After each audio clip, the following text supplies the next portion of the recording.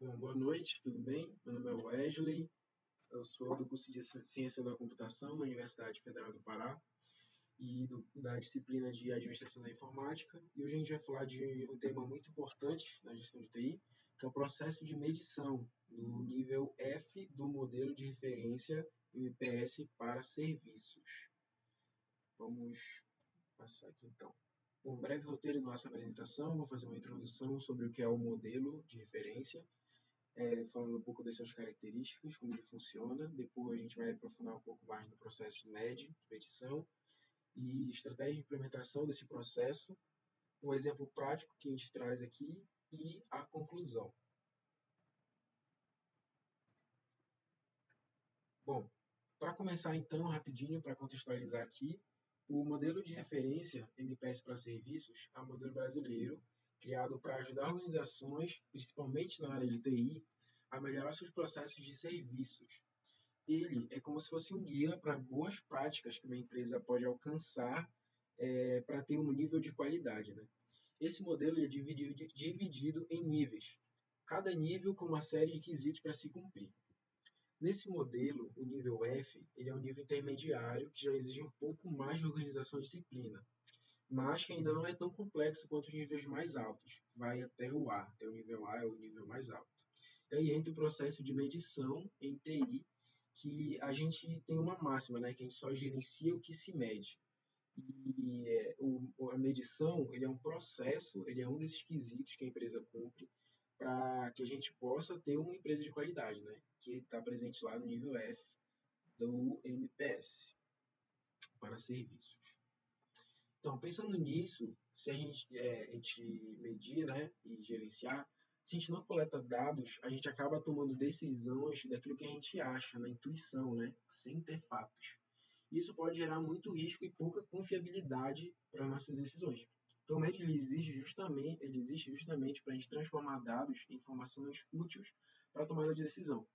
O propósito é criar e manter um processo de medição que sirva tanto para as necessidades técnicas quanto para as gerenciais, sempre garantindo que as métricas escolhidas estejam alinhadas com os objetivos do negócio.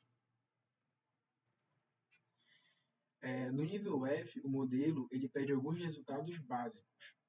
Primeiro, que a gente defina objetivos claros na medição e que eles estejam alinhados com o negócio. Depois, é importante que as métricas elas sejam padronizadas e relevantes, para não gerar esforço nem retorno.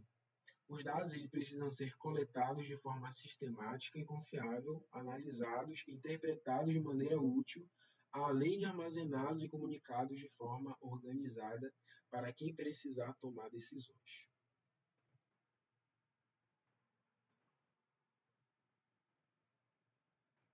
Bom, se a gente olhar para o outro lado mais teórico, o MED segue bem a lógica do ciclo PDCA, né, que a gente planeja o que a gente vai medir, coleta os dados, checa se os resultados, né, e age para melhorar. Além disso, os indicadores eles precisam ser SMART, que é uma outra sigla, né? Ou seja, específico, mensuráveis, atingíveis, relevantes e definidos no tempo. Tudo isso contribui para que as organizações tomem decisões baseadas em evidências e não apenas naquilo que ela consegue perceber ali no meio. Então, vamos para a implementação da medição, né? Passo a passo, como é que a gente faz nas empresas. Na prática, como é que a gente implementa o MED, né? O primeiro passo, então, é definir objetivos de medição que estejam alinhados junto com os objetivos estratégicos da organização. Então, é dar de lado a lado, né? Depois a gente vai selecionar as métricas. O que realmente é relevante? Não pode sair medindo qualquer coisa, tem que fazer sentido, né? Depois disso, a gente prepara um plano de medição com pessoas responsáveis, uma frequência, quando é que a gente tem que medir, e o formato de apresentação, como é que eles vão apresentar esses dados. Na execução, coletar os dados de forma sistemática e confiável, de preferência automatizada, né, para deixar as coisas mais práticas ali. E, por fim, a gente analisa esses resultados e comunica de forma clara, para que eles façam sentido para quem vai acabar aí tomando as decisões. Continuando aqui na implementação, né, a gente tem algumas algumas ferramentas que apoiam esse processo da implementação. Um deles é, por exemplo, os checklists. Eles ajudam a garantir uma consistência na coleta, deixar ali sempre na mente o que precisa ser coletado. O BPMN também ele é útil para a gente mapear esse processo e mostrar onde é que vai a pena a gente medir. E ferramentas simples também, como planilhas, são ótimas para os cenários Excel, o Google Sheet, né, também pode ser usado na empresa. E se a organização quiser dar um passo a mais para deixar as coisas mais visuais, né, tem ali o Grafana, o Power BI, deixa as coisas bem mais apresentáveis, né, tanto com métricas em tempo real também. E além disso tudo, nós temos os frameworks como o ITIL e o COBIT, né? Que eles oferecem catálogos de métricas já estão consolidadas que podem servir como uma referência. Bom, falando por desafios e riscos do MED, né? Nem tudo é 100% garantido. Né? Um dos grandes desafios é a qualidade da coleta. Como é que os dados são coletados ali? Às vezes vêm incompletos, pouco confiáveis. E além disso, né, desse desafio aí, desses riscos, né, a gente tem resistência da equipe, que muitas vezes, né, enxerga nesse processo de medição como se fosse uma burocracia, não como um processo que vai melhorar. Outro risco também é o excesso de métricas irrelevantes. A gente acaba medindo coisas que não vão ajudar, né, vão mais confundir a gente do que ajudar.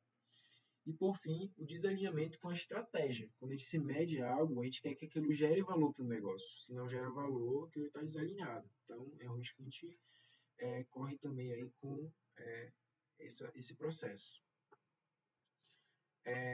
Por outro lado, né, a gente tem esse processo, os benefícios. Então, quando ele é bem implementado, né, mitigando aí os riscos e outras coisas, o MED ele traz uns benefícios bem claros, que é o quê? Ele aumenta a qualidade dos serviços e favorece a melhoria contínua, porque a gente está sempre sabendo que deve melhorar, né?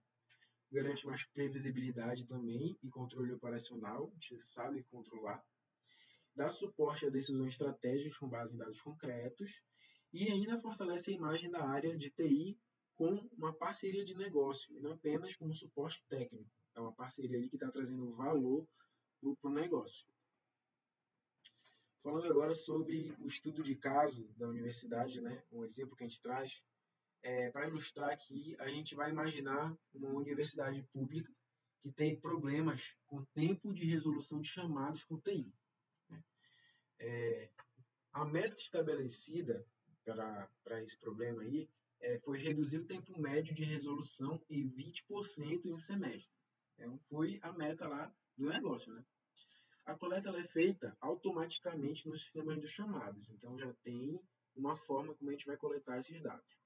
Cada mês, os relatórios são analisados e comparados com a meta.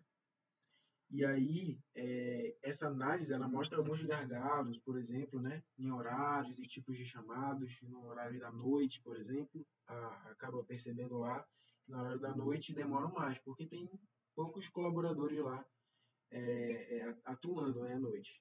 Então, consegue verificar nessa análise aí. Também alguns tipos de chamado para alguns sistemas muito específicos, eles acabam não sendo, demorando muito para ser atendido também, porque só uma pessoa sabe daquele problema específico ali. E aí, como solução, né, então, nessas evidências, a TI ela começa a adotar medidas. E aí ela começa a distribuir técnicos, diferentes turnos para que eles possam fazer plantões, e aí eles conseguem lidar com a chamada de todos os horários. Também começam a ter mais treinamentos profissionais para não ficar dependendo de uma única pessoa, e tudo isso traz os resultados, né? Aí, por exemplo, nesse exemplo que a gente traz aqui, né, com algumas semanas de ajustes, os relatórios já mostraram uma redução consistente no tempo de atendimento. Aí, no final do semestre, a meta de redução foi atingida lá, a universidade conseguiu comprovar com os dados, os mesmos dados de medição, a melhoria da eficiência do suporte. Os alunos e professores ficam mais satisfeitos na agilidade das respostas e a universidade passou a confiar mais na área de TI, enxergando ela como uma parceira estratégica no apoio das atividades acadêmicas. Esse, então, é um caso que a gente traz aí de como é que a medição pode ajudar.